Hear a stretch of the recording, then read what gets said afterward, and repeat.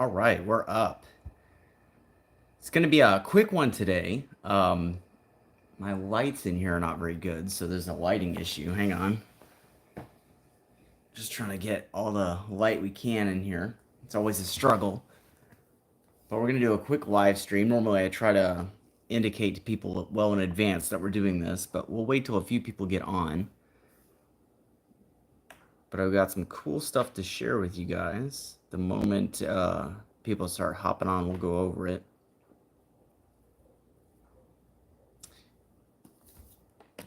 In the meantime, somebody asked me a while back for book recommendations, so this is what we're reading at the moment. This is what we're working our way through. Giant reptiles. Supposedly, well, not supposedly, there are sources in here for some pretty outlandish claims about different reptiles and their lengths and sizes.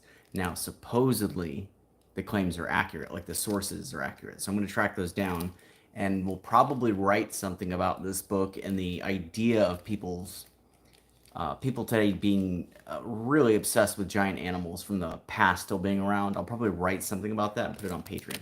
Anyway, book recommendations. This is what we're going with right now since you guys asked last time. A few people are jumping on now, so let's read some of the comments.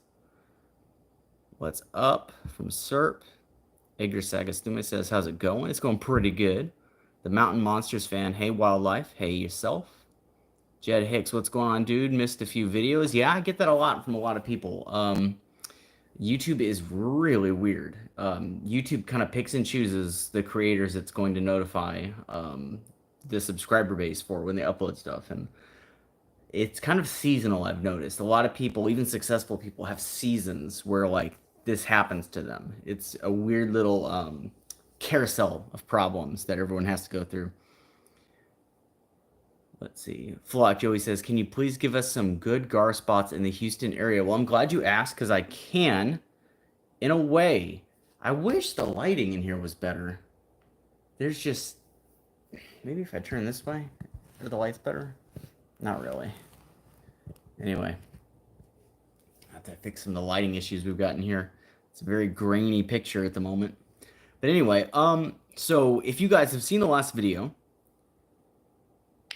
Robert Moore says killer videos. I appreciate it. If you guys have seen the last video, if you haven't seen it, I definitely recommend you go and watch it. Pulled in an absolutely massive fish from one of my favorite spots in the city of Houston. It's one of the biggest fish I've pulled out of that area.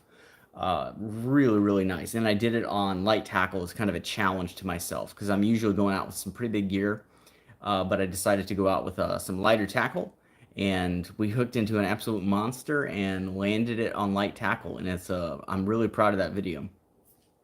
But for those of you who are tuning in now, you probably have seen it. If you saw my last video, you probably saw me announce it. And if you've seen some of the posts that I put up, you've seen me announce it. But I have officially partnered with Buffalo Bayou Fishing Champs, the guide service in Houston, run by Alex Soso, who's a good friend and an excellent guide. And for a limited time, I'm going to be offering, through his guide service, I'm going to be offering land-based trips to some of my best river and bayou locations for guided trips for anyone who wants to sign up for alligator gar or catfish. I put the link to look at it. When you click on the link, you're not signing up. You're just looking at his website to see all the options. I put that link in the description of this live stream. So if you open up the description of this live stream, you click on that link, it'll take you to his website, and you can see all the options that we're offering for fishing with me, having me be your guide. It's going to be fantastic. I'm doing it for a limited time till the end of April. If it goes really, really well and I decide that I like, guiding enough, eventually we might do it again in the future. But right now there are limited trips. I'm doing like 2 a week starting like a week and a half from now and until the end of April. Let's see. Let's go through some of these comments. Victoria, Texas has good spots for gar. Yeah, I've been told that. I've only been to Victoria a few times in the past before I was doing the YouTubing, so I haven't been there fishing. I think I was helping someone move a long time ago when I drove to Victoria, Texas. And obviously, I've driven through it on the way out to further locations to the south, like Corpus Christi and stuff. But I don't think I've ever fished in Victoria. Mountain Monsters fan, I would really like to fish with you someday, Wildlife, but I live on the East Piedmont area. Yeah, I mean, eventually we may or may not decide to do these trips again, but again, it all depends on the success of the trips we have offered now. So if we, book all these trips now, then I might decide to do it again later. If this is not something that people want, then of course I'm not going to offer it again. So it depends on the strength of these trips that we've got up on the calendar right now. Hector Gonzalez says I have a 7 foot medium heavy ugly stick tiger rod and a Penn Senator 4/0. Is that good enough for large red snapper and grouper? Or should I get a Penn Fathom? Well, I'm not really a saltwater expert. I would definitely say it's not going to handle a grouper. Not well, it depends on the grouper you're going after. Like gag grouper, the ones that are like this big around and maybe, I can't really do it in the frame this long. Yes, you can handle those on it. If you're talking about Goliaths, no, they will smoke you. They will smoke you on that gear, and I know that from experience now. Um, but as far as snapper are concerned, that sounds fine. Let's see. Mountain Monsters fan says I can't wait for spring to hit because the topwater blowups are going to be insane in the morning. Yes, it's going to be really good. I've got a couple of spots I've been dying to fish for a while. Light tackle, like lure fishing, or medium tackle lure fishing. I say light tackle in regards to what I'm normally throwing out. Bass fishing and stuff like that. I'm looking forward to that picking up a little bit and trying to get some of those videos back on YouTube. Serp says, Are you worried that with the guiding, your spots will be burned up or used by not so good anglers for over harvest? Obviously, you won't give out the best spots, but it's still a concern. So I've already thought about this in detail. For one, I have very specific areas picked out, and they're good areas. They really are. But the areas depend largely upon the weather of any given day. But I have kind of a vetting process. So basically, I'm going to talk with people who book trips and determine whether or not those people are people I trust with access to those fish. Here's the thing that a lot of people don't really give a lot of consideration, but it is just true. It's just true. Spots are not secret. They're not secret. And fish don't live in a spot their whole life. They're not like leopards, or leopards will live in like a singular tree and hunt the area around that tree their entire life, right? These fish move up and down river. They move from spot to spot to spot. If you right now were to take all your fishing gear and go out to a random spot in the river, there's a very good chance you could catch excellent fish passing through the area. So what it really comes down to is the experience of knowing when they're biting, how to hook them, how to fight them in, how to navigate the area, like, what's under the water and things like that. Someone like me, I've seen the water in all these areas 1,000 times at all different levels. The water could be high, and I basically have x-ray vision from my memory of like, yeah, there's a tree right there under the water. Okay, the bank comes up in a big rocky formation right there. You can't see it, but it's there. Like things like that. Knowing how to time hook sets and stuff like that. Those are really the things. Being able to spot fish surfacing, that's a skill in itself because you can't always tell if the fish you're looking at a distance is moving towards you or away from you, whether it's a big fish, whether it's a fish that's moving through or a fish that's clearly hanging out in one area. The ability to see all of that, that is a lot of the stuff that a guide brings to the table and that I would bring to the table. A lot of people put way too much emphasis on like this spot is so secret. No one in the world can know this spot exists. It's like everyone has Google Maps. Everyone has Google Maps. Even if people can't identify a certain spot is where you were, they can still see the spot. That's the thing. I can get on Google Maps right now. If I see someone else's YouTube video and they catch great fish, I can get on Google Maps right now and technically I can see their spot. Now, whether or not I'm aware of what that spot is, that's a different story, but I can definitely see it. I can find it. And, it only takes a little bit of research to figure out that a spot, just from the sight of it on a map, would probably be pretty good. So there's way too much emphasis that gets put on spots being secret and all that. A guide and what they bring to the table really has a lot more to do with how you fish when you are there. So I'm not super worried about that because honestly, a lot of average people, a lot of the spots I'm going to fish, you're not going to be able to access from a boat. and being able to access it and catch and land these fish from a bank is something that the average person is not going to be able to pull off without someone like me there. So I'm not super worried about it. Also, it's catch and release only, so you're definitely not getting a fish out of that water, for anything but a photo while I'm there. That's a prerequisite. If I talk to you, if you book a trip and you talk to me and you're like, yeah, no, I want to keep one, money back. Like, we're done. Or, I'll talk to Alex. I don't even know if that's a part of his policy. We'll have to clear that. But like, no, if you tell me that you want to have a fish, you want to keep a fish, or I figure out who you are and I find your social media account and I see that you kill alligator gar, you are not fishing with me. So no, I'm not worried about that stuff so much. Hector Gonzalez says, I have a Penn Warfare 20. It's at 15 pounds of 15 pounds is a pretty good drag setting. You keep asking me about snapper, and I wish I could tell you, but I don't fish off a boat in the ocean. I wish I knew that stuff, but I don't. I don't have that kind of experience. There's a guy I know named Michael Marquez. I think he goes by like Sharky, like Captain Sharky on social media, I think. I knew him when he was growing up. I was like a science teacher for him. My parents knew his parents really well, and he is a very successful saltwater guide. So if you can find him on social media, like Captain Sharky, I think is what it is on Facebook or Instagram, he knows all that stuff about saltwater fishing, wrecks off of boats and stuff. Jim Morris says, have you ever fished in Tennessee? The fishing is great right now. Unfortunately not. I've never been to Tennessee. I want to go so bad. It's on my short list of places I want to go because I could get there in, a dozen hours or so of driving, and that's nothing for me. I'm so used to driving long distances now. I would love to go to Tennessee. For Reels Clip says, hi, just got here, but you got to go. Well, I appreciate you tuning in for just a moment. That support goes a long way, and I mean that. Black says, he is speaking the truth. You can go with a guide, then go buy a brand new boat, go to the same area, and not catch fish. Yeah, the experience is what you're paying for with a guide, not just the knowledge of location, because honestly, you could find that for free on Google Maps. It's cheaper and better experience to go with a guide, and you're speaking from experience. Yes, essentially, you'll go dozens of times and blank and lose a bunch of gear fishing some of these tricky areas. That's also one of the good things about a guide. A guide can help you catch these fish without expending your resources over and over and over.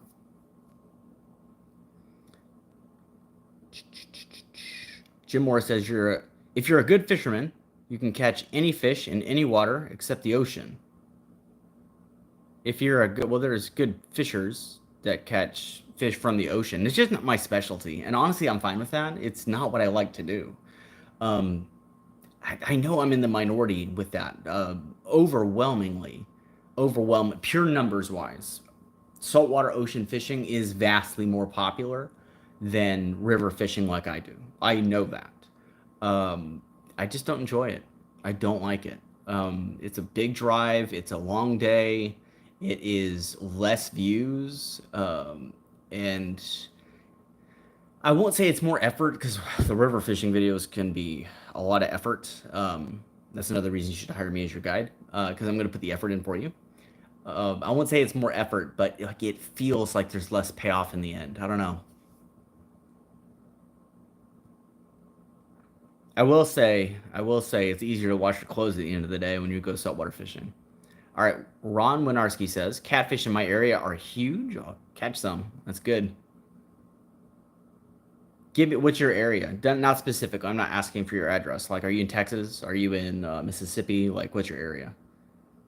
Arena Sweat Jr. on FN. What's the weight of the heaviest fish I ever caught? Estimated upper 200s, maybe 300 pounds. It's that alligator gar.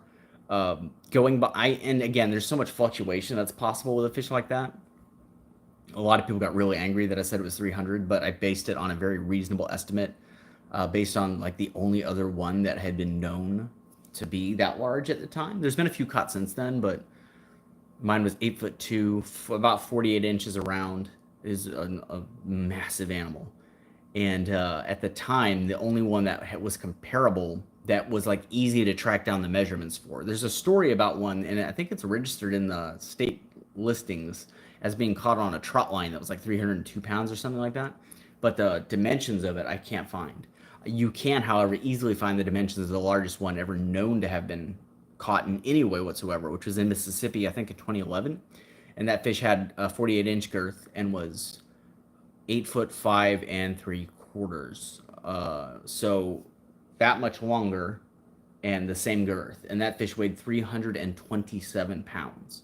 So mine being the same girth and only that much shorter, weighing 300 is extremely possible. And it is not the least bit unreasonable for me to say that. Also, I'll share this with you in a second, but the first number in 300 is what's important. It's the 3.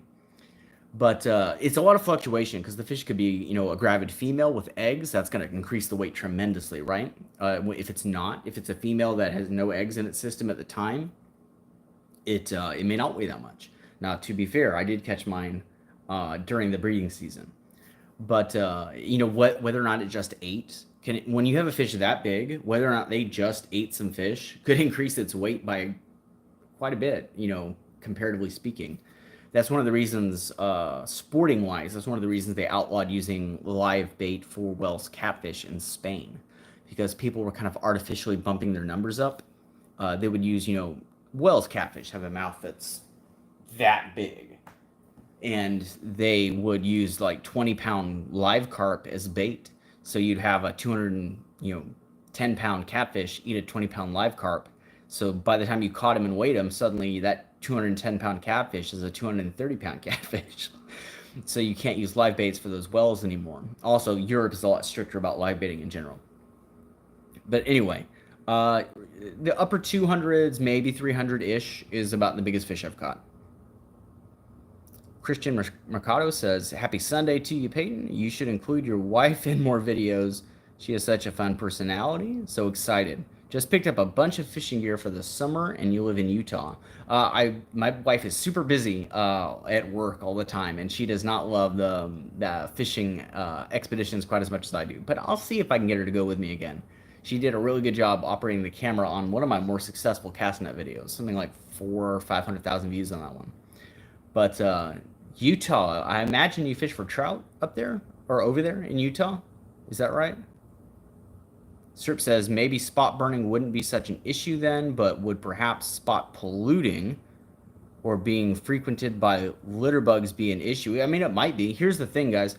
When you see me fish on YouTube, the shot selection, like camera shot selection, is very specific. I don't like, and this is just a personal thing, I don't like kind of like rambly videos. I like videos that have a curated flow to them and a curated camera selection in regards to what you're seeing. So I will curate the camera shots and the editing process very specifically. And what you may not see is the vast majority of spots I go to, there's already garbage out there, even out on the rivers. So if you're worried about like, oh, I'm going to guide someone and then somebody's going to go back and they might leave trash behind, there's probably going to be trash when I already get there. And again, it goes back to, I am not responsible for people leaving their trash behind. I'm not. The people who are going to these places need to pick up their trash.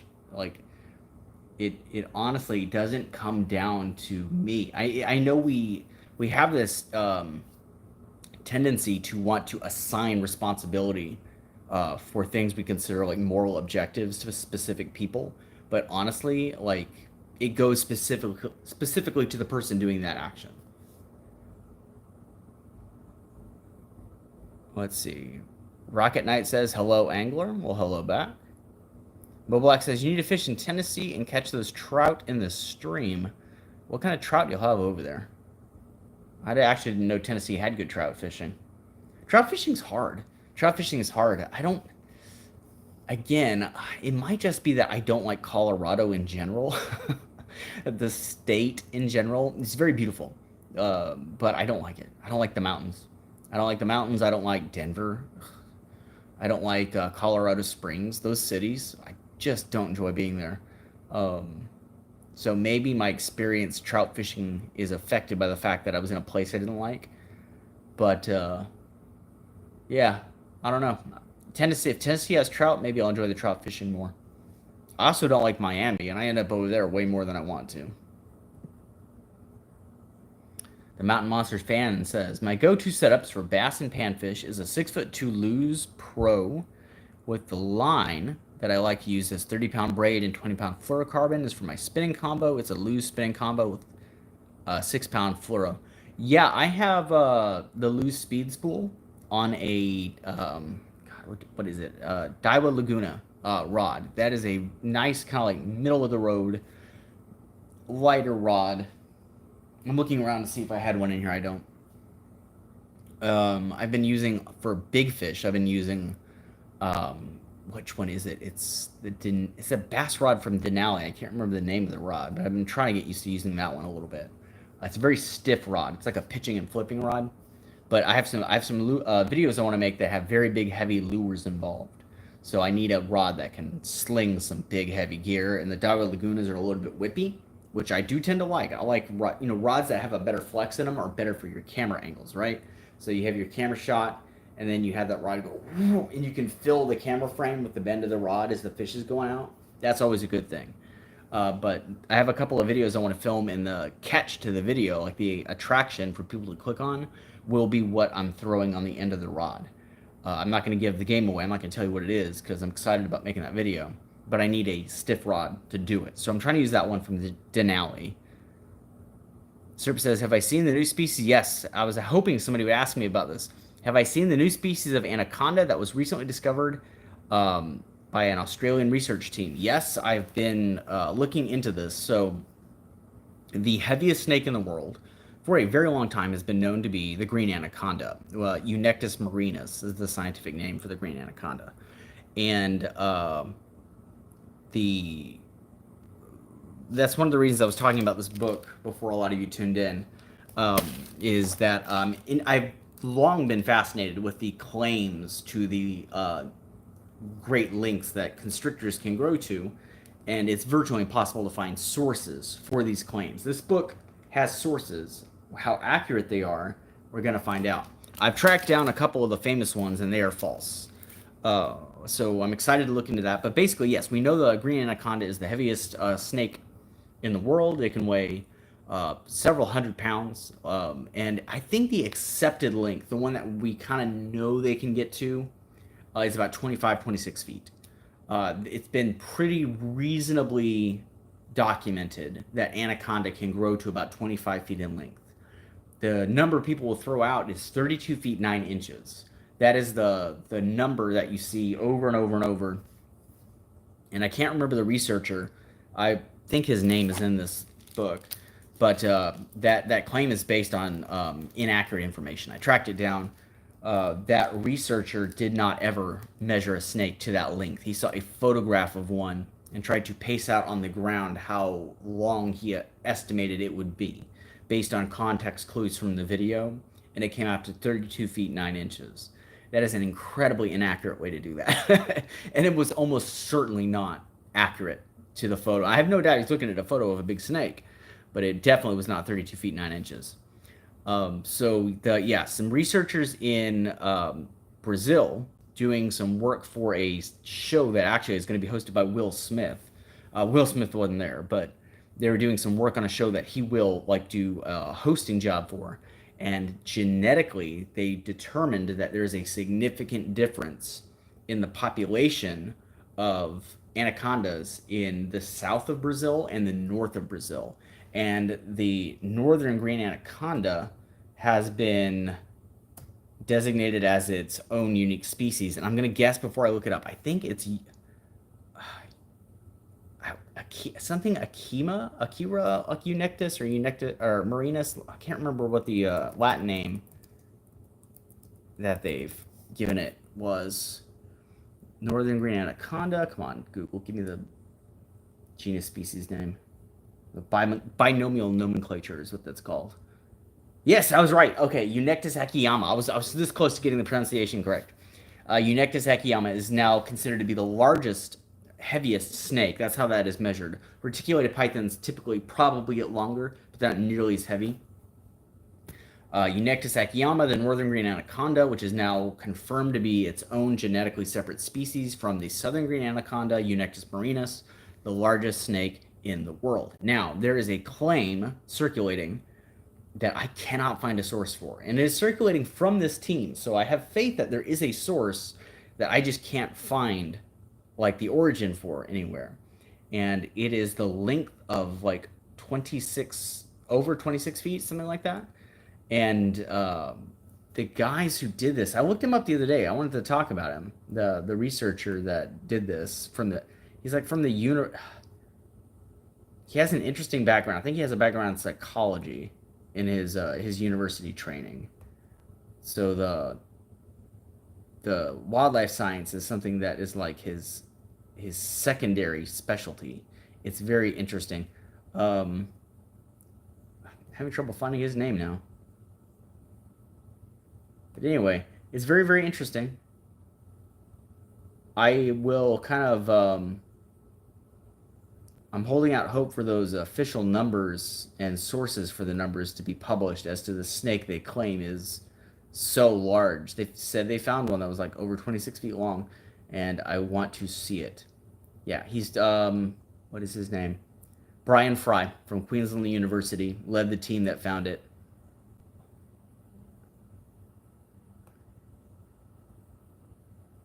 But yeah, if you look at all the videos they have of them showing these snakes, they're all anacondas of the size that you would typically expect to find on an average, outing in Brazil, between 12 feet, 15 feet, which is a big snake. Don't get me wrong. A 15-foot anaconda is shockingly large when you're next to one. Like, people do not understand how big of a snake that is.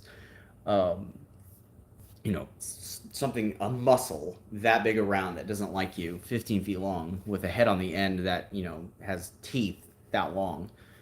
Very, very big snake. So yeah, I know I heard about that. I've been trying to find more information about it, to find the sources, the accurate sources, for where they're publishing these links. I haven't found that yet, but I've got my eyes peeled. If you guys have found the sources, the published papers that they're presenting, with those confirmed links in them, please send them to me.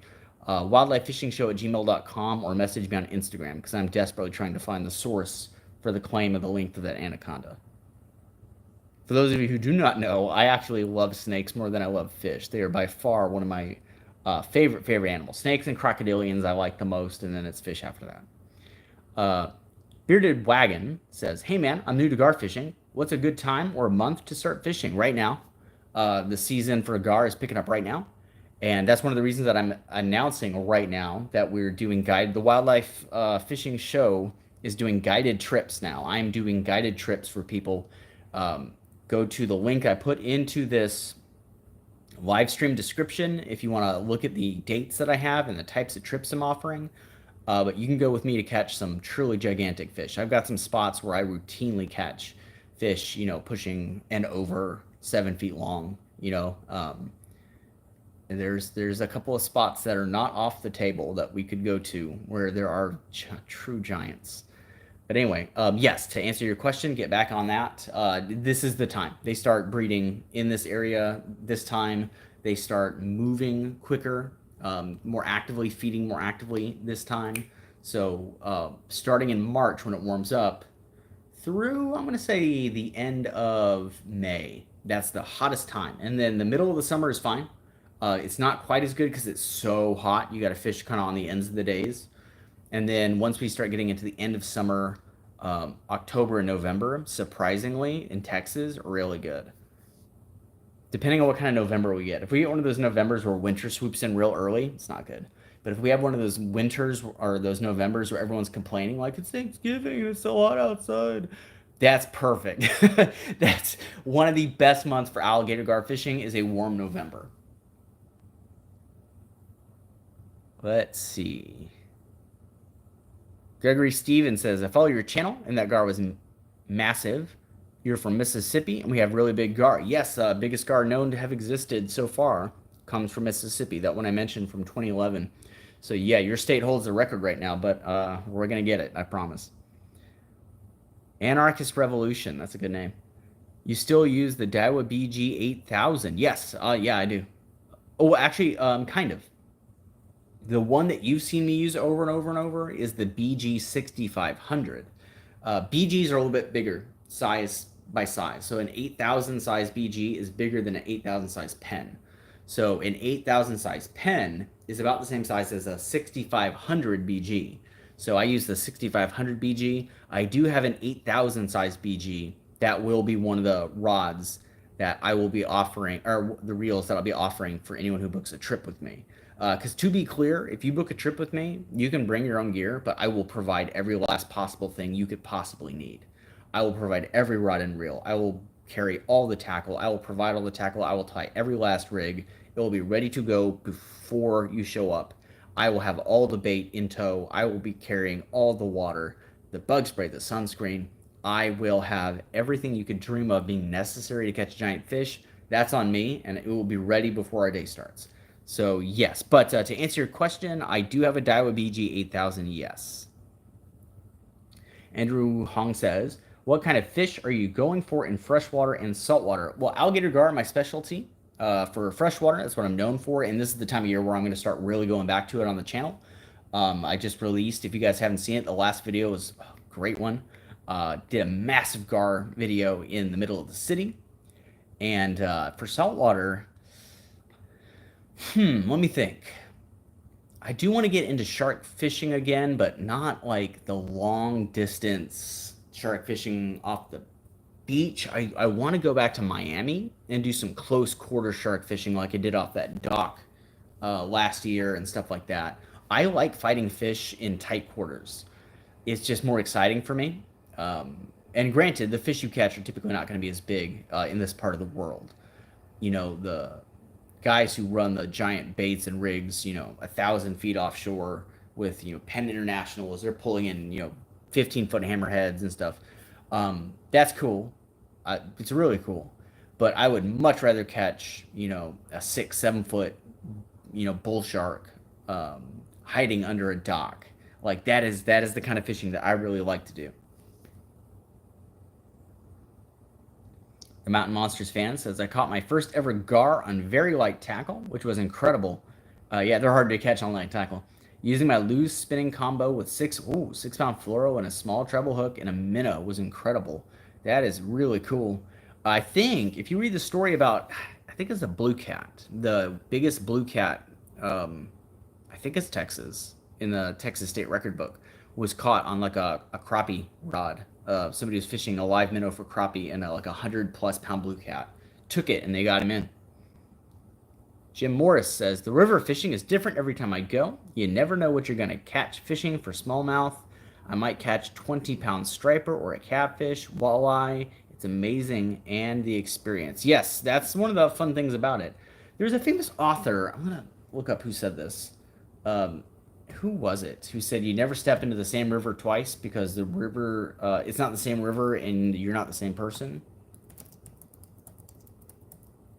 Here we go. It was, is that Heraclitus? I'm assuming that's a Greek philosopher probably.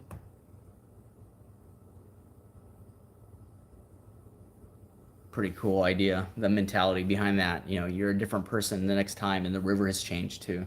So you never step into the same river twice. Makes me wonder how many rivers I've stepped in over the years. It's in the thousands at this point. Rocket Knight, we can't eat the fish in Lake Michigan. It's a sad time in history. Yeah, it's starting to become a problem just about everywhere. The level of pollution or pollutants and chemicals that are getting into just about every water feature that you can possibly find is astounding.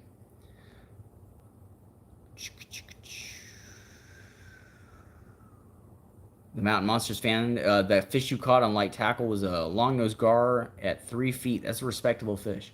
Bo Black says, I'm in the Houston area, but for the trout fishing, it's similar to how you use those small bass lures, same tackle. Okay. Pigeon Forge area for trout fishing. I don't even think I've heard of that area. Pigeon Forge. You ever stop and wonder how areas get their names? Like, what was up with that? Pigeon Forge. I will definitely have a look into that. The Real Deal says, how do you edit your videos and create your thumbnail? I use uh, Adobe Premiere Pro, the newest, or I think I have the 2023 version. They probably have the 24 upgrade now. I use Premiere Pro to edit, and I use Adobe Photoshop to create my thumbnails. And it's a long process, but it's a process I like quite a bit. A lot of people seem to think that I must hate the editing. I'm not talking about you guys. I'm talking about people who endlessly send me emails begging me to let them be my editor. And they always open their emails the exact same way. They're like, I know you hate your editing and you just want to fish. It's like, no, actually, the filmmaking is my favorite part. I love the editing of videos. I really do. But Adobe Premiere Pro and then Adobe Photoshop is how I do my thumbnails.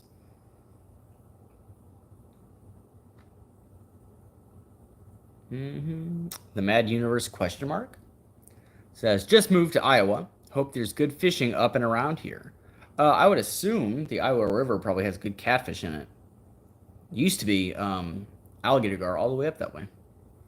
Cameron Stewart says, hi from the UK. Love the videos. I appreciate it. It was a UK fisherman that inspired me to start doing carp videos on YouTube. Graham and Mike Pullen on the Totally Awesome Fishing channel from the UK.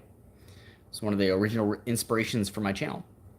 Christian Mercado says, yes, have caught both. Pretty good size, rainbow and brown trout. Generally use spinners. Do you have recommendation on which size line I should use? Or another bait option for trout? I don't.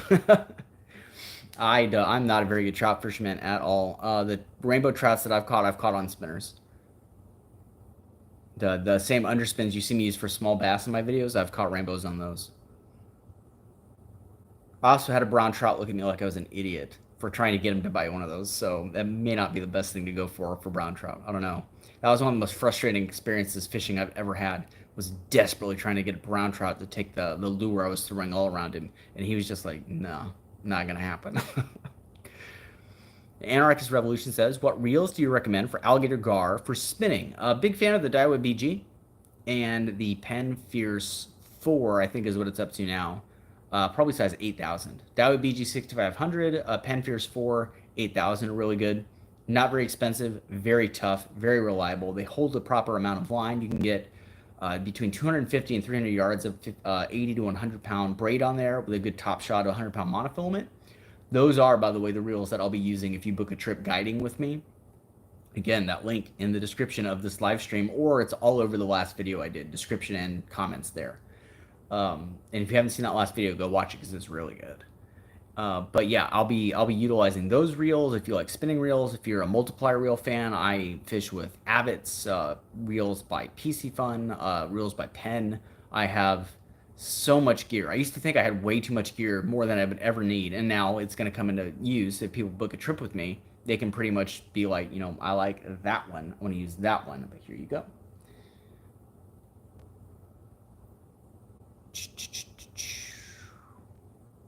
Corbzilla99 says, hey back. Juicy Fishing 609 says, can anacondas eat people? It's extremely rare, but can they? Yes. Once they get to a certain size. This is interesting. This is actually a topic I'm fascinated by. Can large constrictors eat people? This used to be a thing that was kind of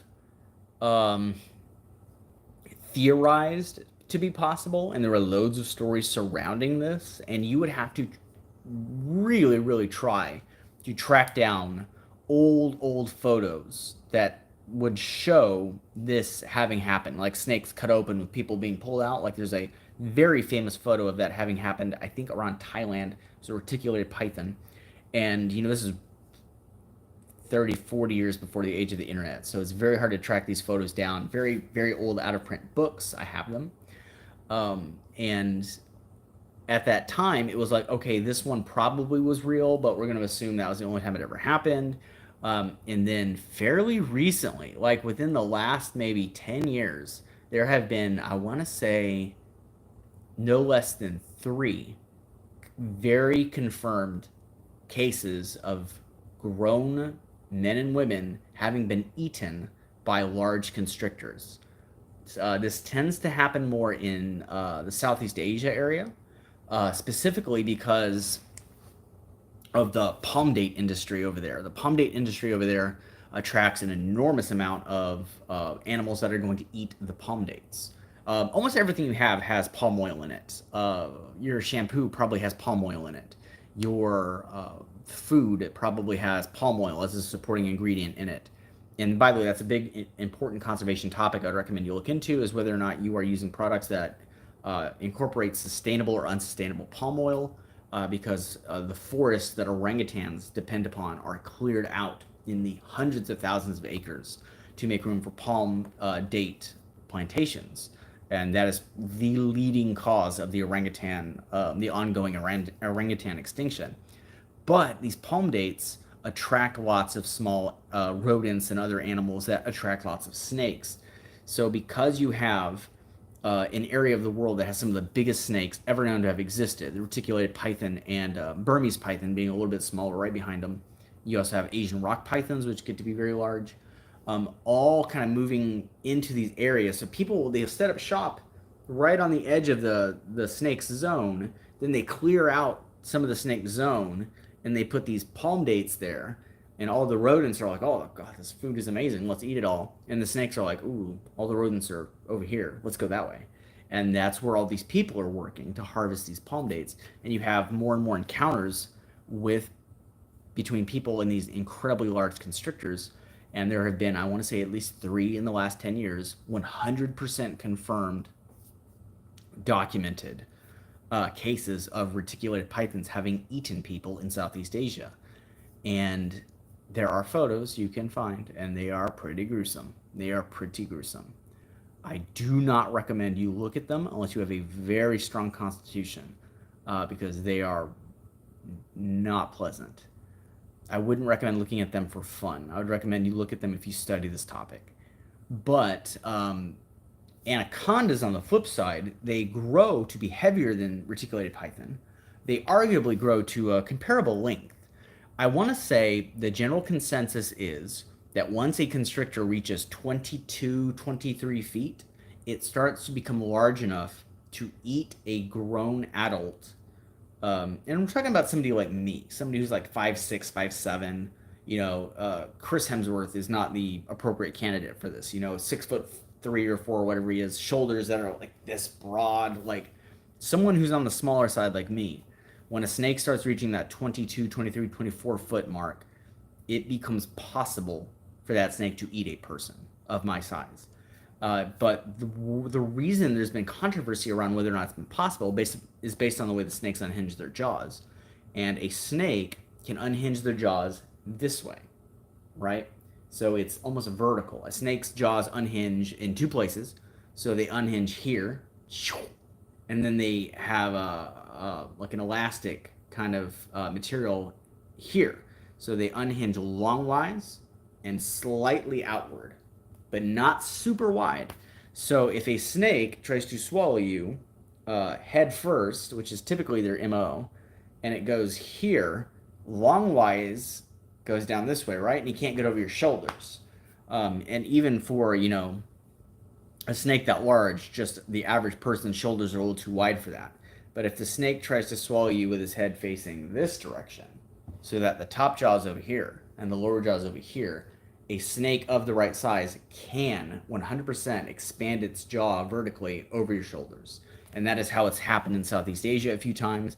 And now that we know that it happens, it is more likely that a lot of the stories that come from the areas around Brazil of people being taken by anacondas and being eaten by anacondas, there's probably still a large amount of exaggeration involved. There typically is with any giant animal or predatory animal, but some of those stories are probably true. Let's see.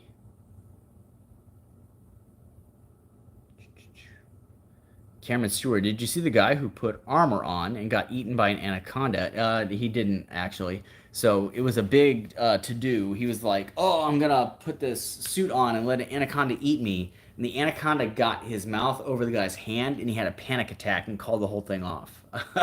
He never even made it past his hand, which is good for multiple reasons. Number one, it's just an incredibly stupid thing to do.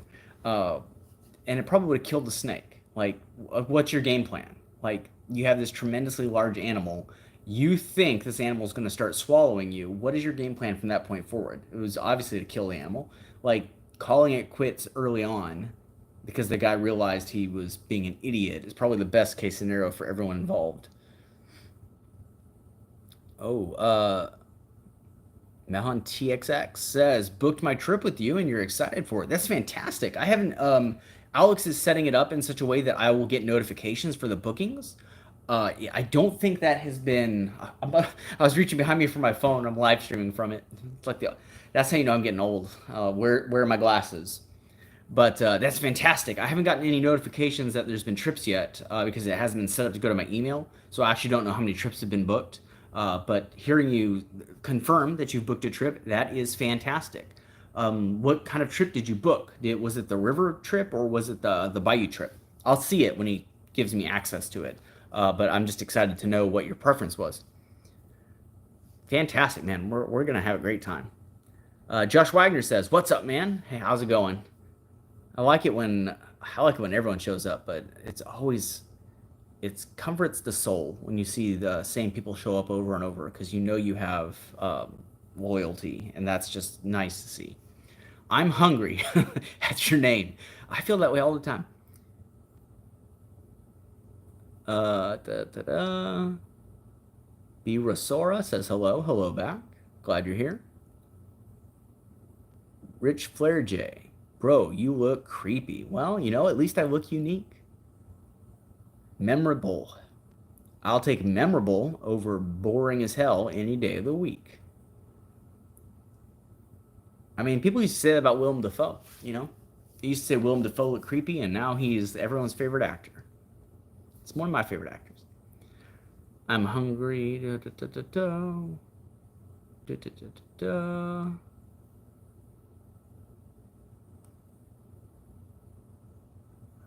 The Monsters Mount. I'm running over my own words. The Mountain Monsters fan says, I gotta go, wildlife, but great stream, man. Stay safe and keep catching those monsters. I will do my best to do all of those things.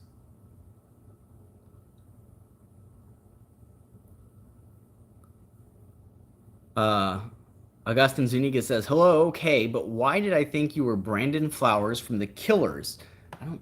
I know who The Killers are, but I don't remember that particular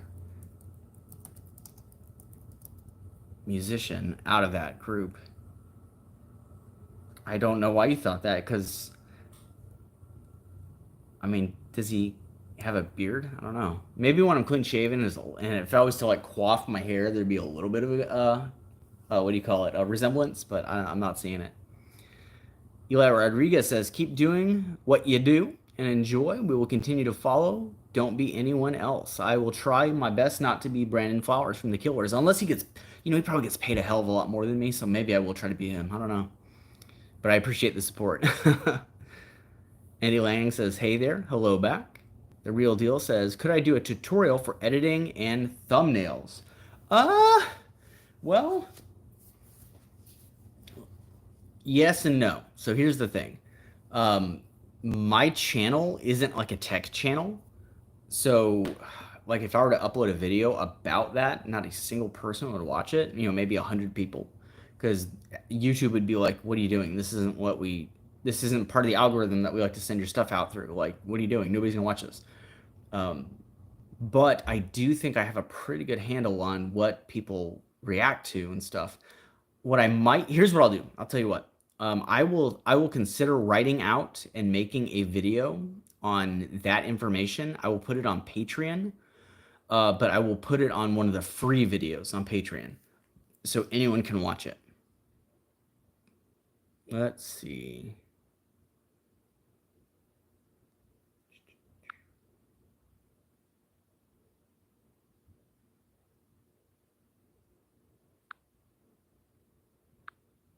All right.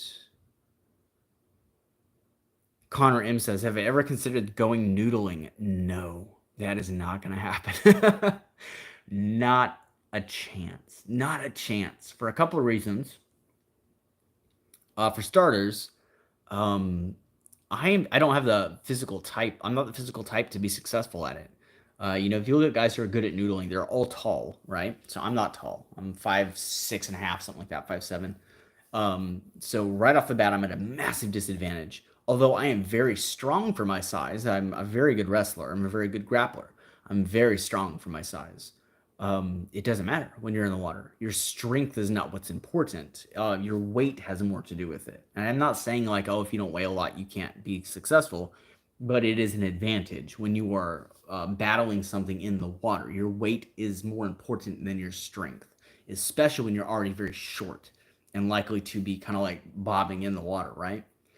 So I'm at a massive physical disadvantage to do any kind of hand to hand with a fish um, in deeper water. I will jump in rivers quite frequently to mess with alligator gar, but that's usually on my own terms. Like that's after I've got a rope on it and everything.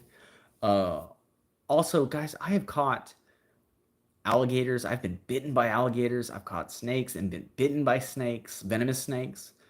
I've caught alligator snapping turtles whose heads were this big. There's photos on my Instagram. It's on a YouTube video. It's on several YouTube videos.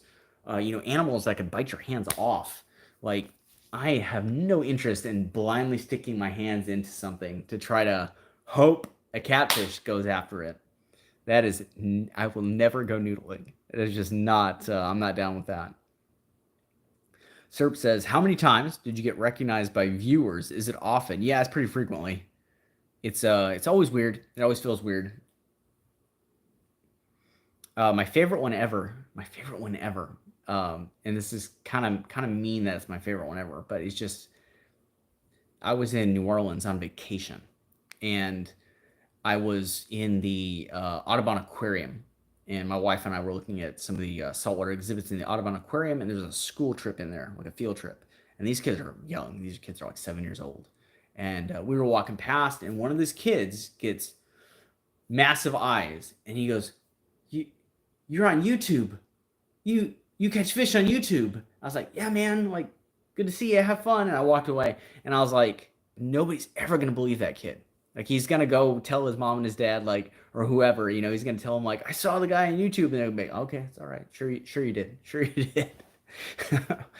But yeah, no, it's weird. I do get recognized frequently, and it feels strange every time because I'm not a famous person. Very few YouTubers cross that threshold, but I'm not one of them. So being recognized feels weird. Let's see. Juicy Fishing 609 says, what is my craziest fishing story? I'd have to give that some thought. Craziest. I had a bunch of weird stuff happen to me. I think it was this one. Yeah, it's hard to see on the camera, but if you see me in person, there's lines running down my thumb from where a shark grabbed me, trying to unhook it. Weird things like that. I wouldn't consider that a crazy story so much as like a scary or painful moment. Getting shot at in New Orleans has got to be up there. Although I wasn't fishing at the time, I was looking for a fishing spot. I'd have to give that question some thought before I came up with an actual, like, this story is the craziest. Joe Evangelista says, love your channel. Keep the awesome vids coming. I will do my best. I appreciate the support. Serp says, noodling is actually horrible. Yeah, no, I believe you. But I will definitely not find out for myself. I'll just agree with you. Bearded Wagon says, sorry to give you a limitation, but what do you think are the 3 best hooks for hooking gar? Good question. I think, well, right off the bat, size 8/0 or larger, because I know you can find size 10/0.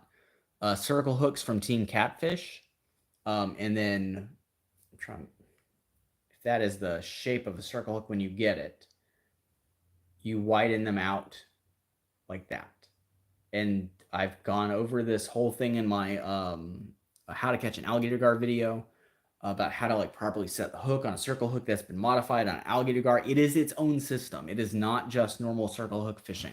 It is its own unique system that I, for all intents and purposes, the best I can figure out, I kind of invented. And I do think it is going to be a big deal. I'm working with somebody, I'm working with a tackle company on making them a normal thing being provided by a certain tackle company for that method. So I think that is going to start catching on. I'll announce more of that when it's yeah, I mean it's official, but I'll announce more of that when it's rolling out. But that's definitely one of the hooks. I am a big fan of the BKK Lone Diablo single hook. They make them to put them on like poppers and stuff for like big fish like GT and tuna and stuff. I like to use the size 4/0. I heat it up. I actually heat it up under a flame, and I gently, because they kind of bend back on themselves, I gingerly open it up just a bit. They're not this big. I'm just giving you an example. They're fairly small hooks, but they're unbreakable. And what I do with those ones, because they're chrome plated, they don't rust very fast. I always crush the barb on them. And what I found is that not only do they penetrate the fish, the mouth of the fish, very, very well, but they do not bend, they do not break. They're fairly small and they're very easy to get back because they already come with a micro barb, like it's so tiny. I just crush that down the rest of the way. It's very easy to retrieve those hooks from alligator gar if you have the right tools. So those are two right off the bat, and then I'll give a more general answer for the next one. If you are not confident using circle hooks, if you do not have the skill, or and yes, I'm not saying like, oh, you're unskilled. I'm saying like it's a specific method to reliably do it, and if you don't practice that method, it probably won't work out for you very well. So if you are used to using single hooks on alligator gar, which is fine as long as you're getting them back, I will make a more general answer for this one. I would say go with any kind of live bait hook that is very, very sharp and very, very small. And I know that sounds like I'm describing 1,000 brands of tackle, and in a way I am. Uh, it's not so much about the brand as it is about the basic shape, small live bait hooks, and the sharpness of the hook. And I would recommend crushing those barbs down. Brian O'Keefe says, have you ever tried targeting giant smallmouth buffalo yet? Lots of 50-pounders up in Texas. Yeah, the Fort Worth area. The angling community could use some education on this magnificent fish. I don't have any plans set in motion, but I do want to go up there and catch some eventually. I'll probably have to book my own trip with a guide just to catch one of those. Melon TXS says, booked a river trip for one. I'm up for any adventure you got in mind. I have some great spots, and the river is set. There's a couple of rivers that we could go to, but I have a couple of key areas in mind. I mean, that's part of the point, is that they're the areas I know really well. The river levels going into the next week look fantastic. Really, really good. So this is going to be a good trip. Let's see. Serp says, have you ever told the story of your copperhead bite? If not, can you? If you don't want to, that's fine. It's a long story, and I have told it before. It was very unpleasant, I can tell you that. I think I was like 13. I'll make it brief for those of you who have heard it before. I was like 13 years old. I grew up in the country, so like I'm in Sugarland right now, but I grew up out in Angleton, which if you've ever been to Angleton, it is the Holiday Lakes area is like in the boondocks. Like it is very, very country out there, and that's where I grew up. And I grew up catching snakes, and I caught a eastern ribbon snake, and I was looking for a piece of wood to put over an aquarium I had because I was going to keep the snake for a little while. That's what I did. I would catch snakes, I'd keep them for a little while, let them go. And I was not wearing shoes because, you know, I raised up this board to inspect the quality of the wood, thinking like, can I cut a section of this out? And I'm very, very keen on finding snakes and spotting snakes and what they do and how they behave. Even at this young age, I was very knowledgeable about it. So when I lifted this board up, I looked very carefully at every inch. You don't do like when you lift it up, you do kind of like a broad, unspecified look, right? You're looking for motion, and zeroing in on one area, you're gonna ignore motion in another. So when you're looking for motion, you're kind of looking like at this non-specific gaze to see if anything moves in your line of sight. So right off the bat, I didn't see anything, and then I started scanning like across to see if I noticed a snake in any of the areas under this board. I didn't see anything. And I was like, okay. So I started paying attention to this plank of wood, and I felt the weird sensation on my. I'm actually barefoot right now. I would show you my foot, but you guys got to pay for that. On the side of my ankle right here, and it felt kind of like being pinched by a crab. It was really, really weird, a really weird feeling. And because it felt like being pinched by a crab, I was like, what? Like, that's weird. What is that? I didn't recognize what it was right away. If I felt it again today, I would know exactly what it is. That feeling never left my mind. And I looked down, and there's this little copperhead down by my foot. My foot is bleeding, and the copperhead just left. And I was like, huh. Okay, so it happened. Like I knew it was going to happen eventually. It happened. So I walk into the house, tell my mother, like, hey, I got bit by a venomous snake. And she goes, get in the car. Because she also knew it was going to happen. it was inevitable. I thought I was Steve Irwin from a very young age. Went to the hospital. By the time we got there, my leg was swollen to nearly twice the size it was before. And there's a weird thing with hemotoxic snakes that a lot of the times the younger they are, the more potent their venom is because they deliver less of it. So they have an interesting adaptation so that when they're younger, typically speaking, the venom has a little bit more punch to it than when they get older. It's a really unique thing. Now, copperheads don't kill people. I think there's been like 4 recorded deaths from copperheads in America over the last like 50 years. And I think 2 or 3 of them were babies, and then one of them was like a senior citizen with like health conditions. So you're not going to die if you get bit by a copperhead, but it is going to ruin the next couple of months of your life, and that's exactly what happened to me. I developed a horrible phobia of needles that I still have from that hospital visit because they put an IV in my arm incorrectly for 2 days before the doctor came in. It was like, oh, this is in wrong, and readjusted it. I think it was like a day and a half. It was horrible. It was horribly painful, and I could not walk the same for about 4 or 5 months. I would have to limp and use crutches and stuff, and it was almost 7 months before I could move unassisted.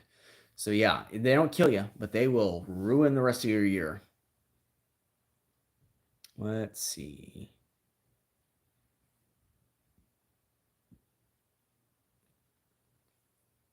Connor M says, yeah, it makes sense to play safer down south.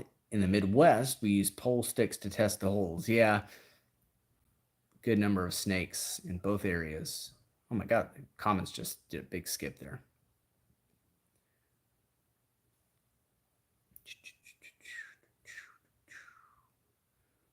Serp asks if I've ever had issues with landowners telling me I'm trespassing or people telling me I'm in their spot.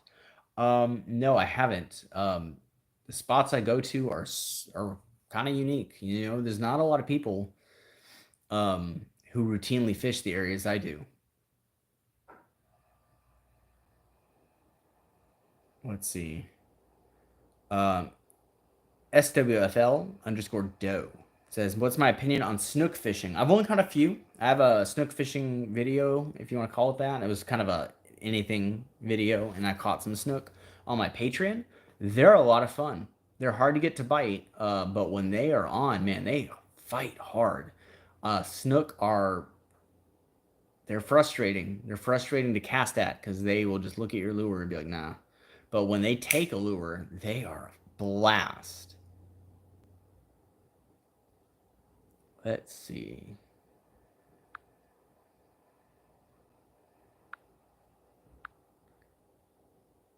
All right, quick reminder for anyone who's still here, if you haven't heard, I am leading a select number of guided trips. If you guys are interested in fishing with me and catching alligator gar or catfish, and of course there's flexibility. That's how we're booking. I mean, that's how we're advertising the trips. But if you're like, hey, you know, we caught an alligator gar today, we still have time on the clock that you've booked. You want to go for catfish, we'll do that too. If you say, hey, we caught an alligator gar and a catfish, we're in a good carp spot. If you want to catch carp that day and we still got time on the clock, we'll go for carp. Like, it's flexible, right? If you want to, but the focus is the big fish that I'm known for catching. So if you want to book a trip to go with me and have me give you my expertise in these areas on how to catch these river monsters, and provide every last bit of the gear that you can imagine for these types of trips. I got it all, and I'll carry it all. All you got to do is show up. All you got to do is book the trip, show up, and reel that fish in. Like, that part's on you, but I will do everything in my power to get you there. If you want to do that, check out the link in the description of this live stream, and you can see the types of trips that I offer, the locations, or like the category of location, like river trip, bayou trip. The exact spot will be determined within a few days of the trip based upon the weather. I'm going to take you to the spot where you are most likely to get a great fish. That's the key. So the spot may change in as far as what I'm looking at, but like if you book a river trip, I've got a couple of river areas picked out, and we will go with the one on that day where I know the weather and the river level gives you the best chance to catch a river monster. Same thing with the bayou. Based upon the weather and the bayou levels and stuff, I know the area where we would go to make sure you have the best chance of catching a monster. If you want to do that with me, book one of those trips.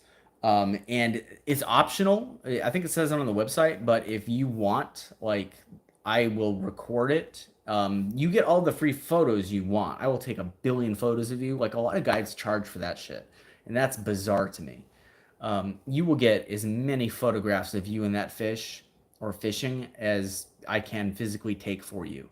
But if you're cool with being on YouTube and that's something you want, like if you're like, hey, I'd love to be on the YouTube channel, I'll have cameras. We can use that footage in a YouTube video. And trust me, like, I do all my own editing, so I can edit you in the most flattering way possible. If you are worried about that, like, oh, what if I don't look good? Like, no, trust me, like, it's my job to make the adventure look good on camera. I am a professional at making things look good on camera.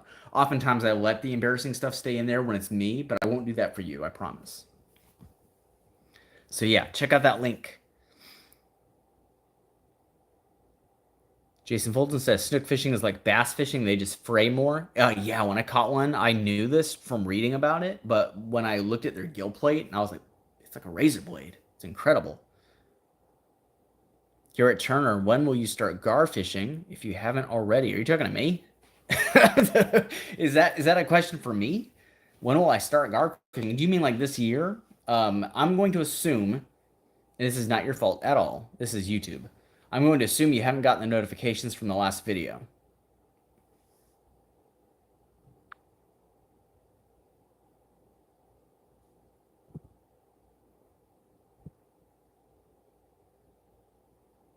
I think our live stream.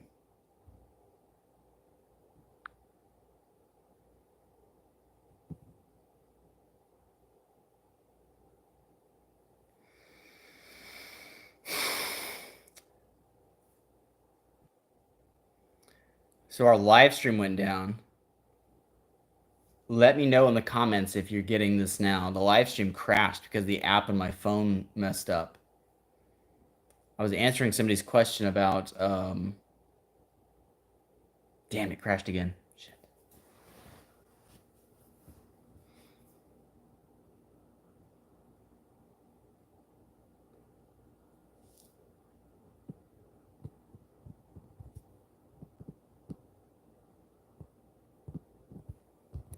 Oh.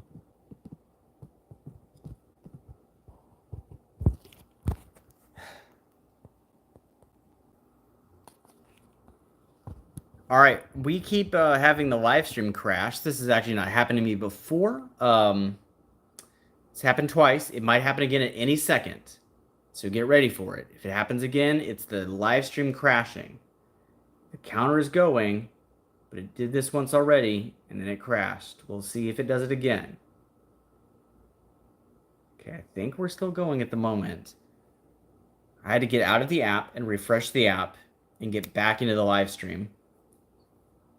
So everyone's saying it seems to be working fine now. Yeah, your comments are coming through. So what happened on my end, just in case you're wondering why I'm acting this way, I don't know how much you could see, but the counter freeze. It just stopped moving, and then I got a notification that said that YouTube wasn't responding, and your comment stopped scrolling. There were no timestamps for anything, so on my end, it all just ended. I don't know how much of that you saw, But it does look like we are back. I was answering somebody's question. Oh yeah, you probably didn't get notified about the last video, but I've already got alligator gar videos up and going this year. Really fantastic one, and I've got another one that I filmed that will be coming out soon. So I have alligator gar content that is already out and more coming out. This is the time of year where my channel kind of just becomes about that, and that is what people seem to like the most. So it works out best for both of us. Serp says, have I ever been approached by large influencers for collabs and said no? Kind of, yes. I have a very good memory. So I have had, and I'm not going to name any names, and I'm not going to give you any context clues at all, but I have been approached by people who were absolutely horrible to me when I was a nobody. And the moment I got big and started going viral, they approached me again, probably not realizing I was the same guy.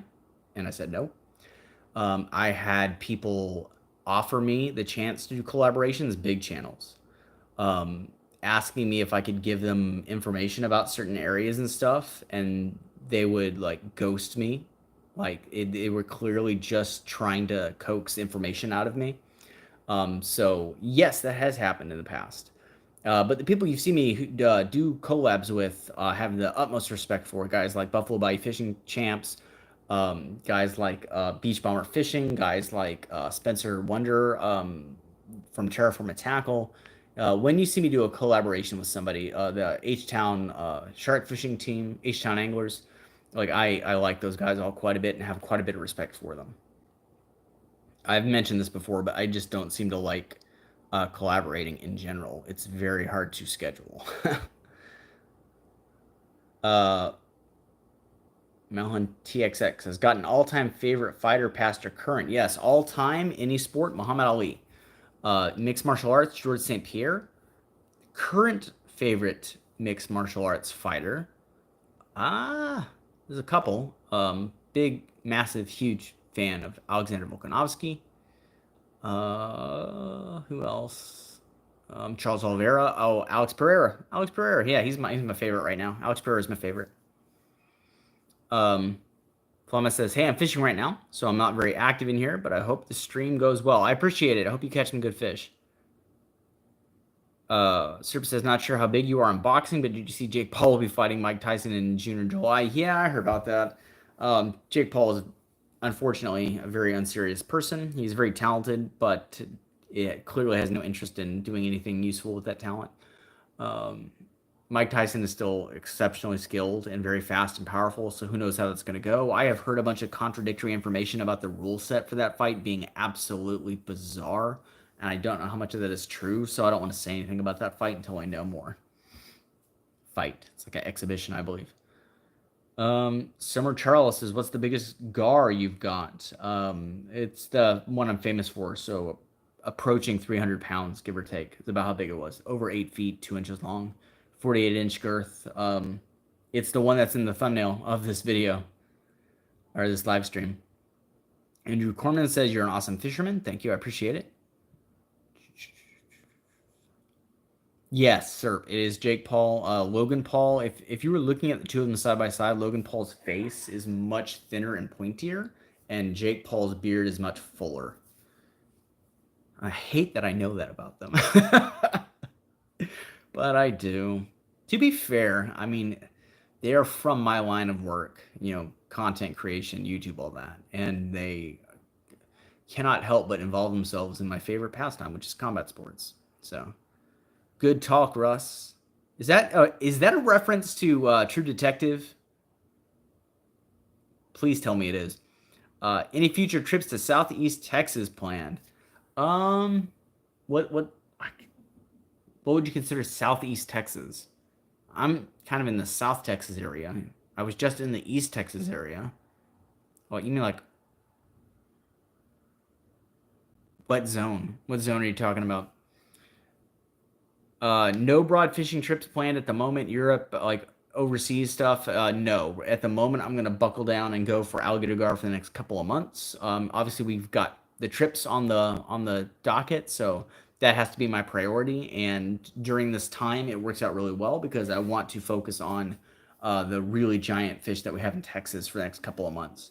I would love to go to Thailand eventually. That might be the first international trip I do, but we'll see. Good Talk Russ says Port Arthur. Where's Port Arthur? My wife is dying laughing at something in the other room. I don't know what she's watching. I have a feeling Port Arthur is going to be one of those places that is like primarily a saltwater zone.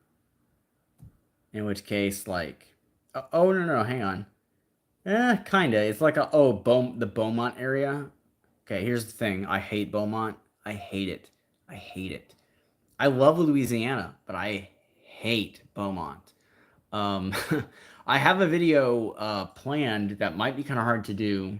A big, huge experimental video planned that I would need to film in Louisiana. So if we get that underway, I will be going out that way.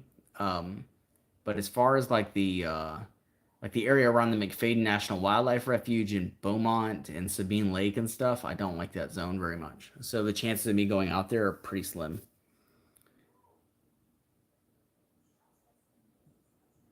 If I think I hate Beaumont, go visit Port Arthur.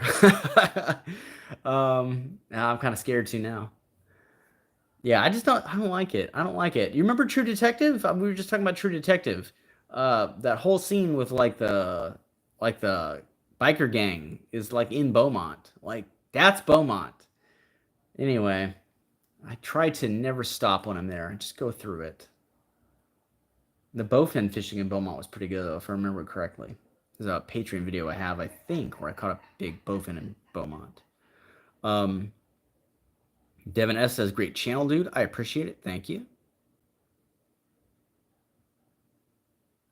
Serp says, of course, there's exceptions, but on average, do you find freshwater or saltwater fishermen being hard to get along with? Saltwater.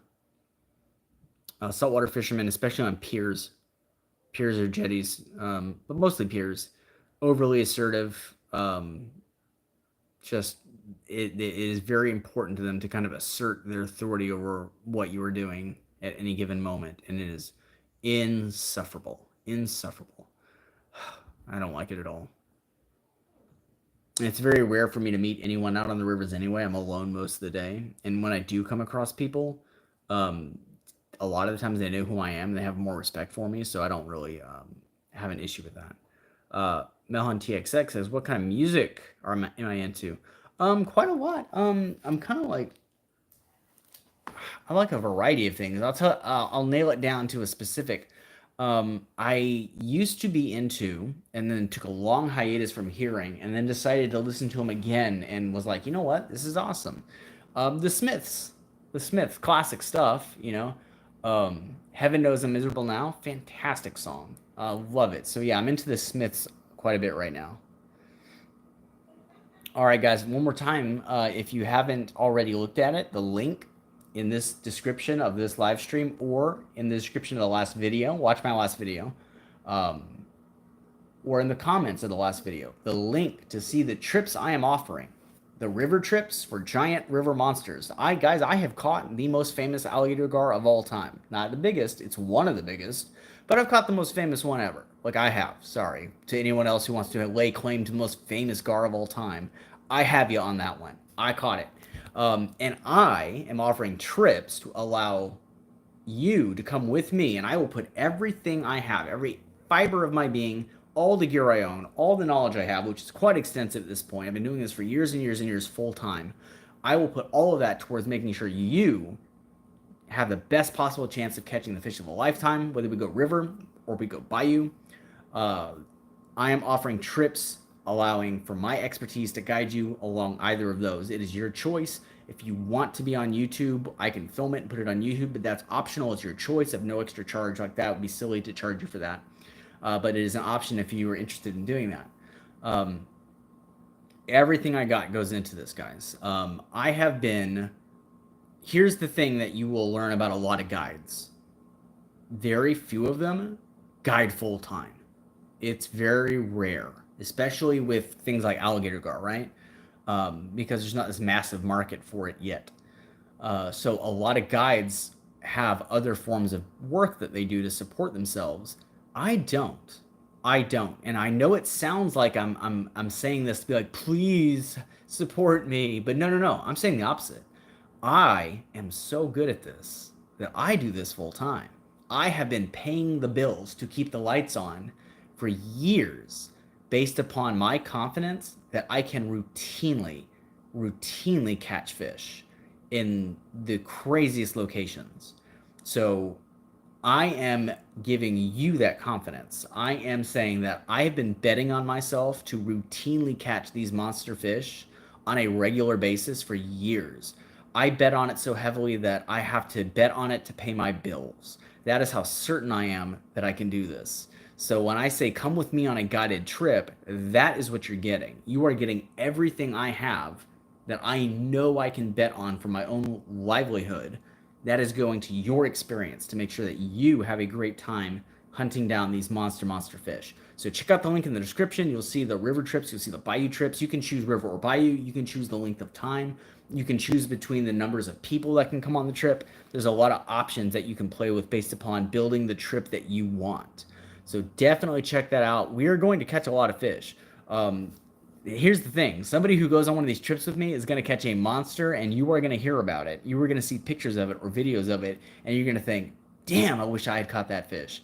Well, you can. You can be the person to catch that fish. Check out that link and look at some of those options. The Buffalo Bayou Fishing Champs website is where that link takes you to. If you know Alex from Buffalo Bayou Fishing Champs, we are partnering together to run this limited time only land-based guiding service. I am working under the umbrella of his guide service to offer these trips for a limited time. They are going from the middle of March, I think March 18th-ish is around the first one, to the end of April, and that's it, twice a week. So those trips are going to go. Make sure you get one because, man, the evidence is on YouTube. The evidence is on YouTube of the kind of fish that I catch. I want you to catch one too.